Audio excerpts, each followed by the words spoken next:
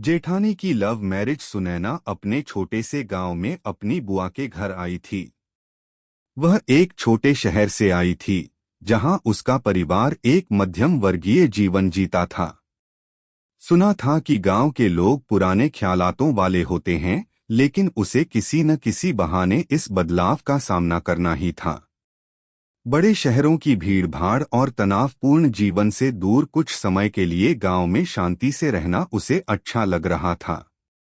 अगर आप अपनी माँ से प्यार करते हो और उनको हमेशा खुश देखना चाहते हो तो चैनल को सब्सक्राइब करो, लाइक करो, हर हर महादेव कमेंट करो। बहुत ही जल्द आपको खुशखबरी मिलेगी। प्लीज वीडियो को लास्ट तक जरूर देखें। अब आगे सुने। गांव में उसकी जेठानी राधिका का घर था। राधिका, जो उम्र में उससे 10 साल बड़ी थी, एक आदर्श पत्नी और गृहिणी मानी जाती थी। पूरे गांव में राधिका की एक अलग ही पहचान थी। वह न सिर्फ खूबसूरत थी, बल्कि अपनी समझदारी और सशक्त व्यक्तित्व के लिए भी जानी जाती थी। उसकी शादी लव मैरिज थी और वह इस विषय पर अक्सर हंसी मजाक में अपनी कहानी सुनाती थी। यह एक ऐसा विषय था जिसे सुनते हुए सुनैना को कभी कभी अजीब भी लगता था, क्योंकि गांव में ज्यादातर शादियां अरेंज्ड ही होती थीं। राधिका की शादी एक ऐसे लड़के से हुई थी जिसे वह कॉलेज में मिली थी। दोनों ने एक दूसरे से प्रेम किया और फिर अपने परिवारों से भी अपनी शादी के लिए सहमति ले ली। यह बात गांव में एक चर्चा का विषय बन गई थी और कई लोगों ने इसे असामान्य मानते हुए आलोचना भी की थी। लेकिन राधिका और उसके पति अजय ने अपने प्यार के रिश्ते को सफलता की मिसाल बना दिया था। राधिका और अजय का एक बच्चा था जिसका नाम था अरुण। अरुण के साथ राधिका की पूरी दुनिया घिरी हुई थी, लेकिन साथ ही साथ उसके दिल में अपने अतीत के एक अधूरे प्यार का गम भी था। यह अधूरा प्यार किसी और का नहीं, बल्कि उसके पहले प्यार का था, राजीव का। राजीव और राधिका का प्यार बहुत गहरा था, लेकिन परिवार की आपत्ति और समाज के दबावों के कारण यह रिश्ता टूट गया था। राधिका के मन में आज भी राजीव के लिए एक खास जगह थी, हालांकि उसने कभी इस बात का जिक्र किसी से नहीं किया। अजय से शादी करने के बाद वह खुश थी, लेकिन राजीव के साथ बिताए गए वह कुछ सालों के पल उसे कभी भूल नहीं पाए थे। सुबह का समय था और सुनैना राधिका के घर में बैठी थी। दोनों चाय पी रही थीं और गप्पे लगा रही थीं। अचानक राधिका ने एक सवाल पूछा, सुनैना, तुमने कभी लव मैरिज के बारे में सोचा है? सुनैना को यह सवाल सुनकर चौंक सी गई। वह तो कभी लव मैरिज के बारे में सोचती भी नहीं थी। उसके परिवार में अरेंज्ड शादी ही एक परंपरा थी।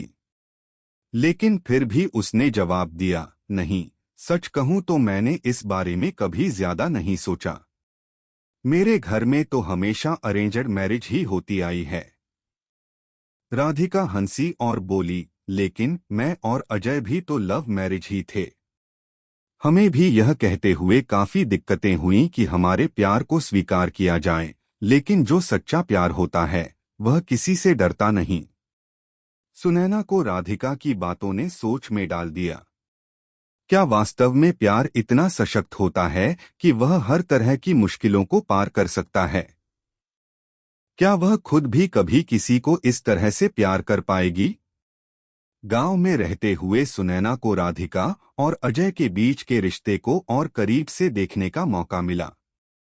अजय और राधिका का प्यार सच्चा और गहरा था। दोनों एक दूसरे के साथ हर सुख दुख में खड़े रहते थे। कभी भी एक दूसरे को किसी भी परिस्थिति में अकेला नहीं छोड़ते थे।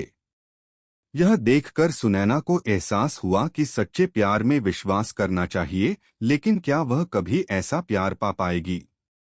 एक दिन राधिका ने सुनैना से कहा, तुम समझ रही हो ना, प्यार केवल दिल से नहीं बल्कि दिमाग से भी किया जाता है।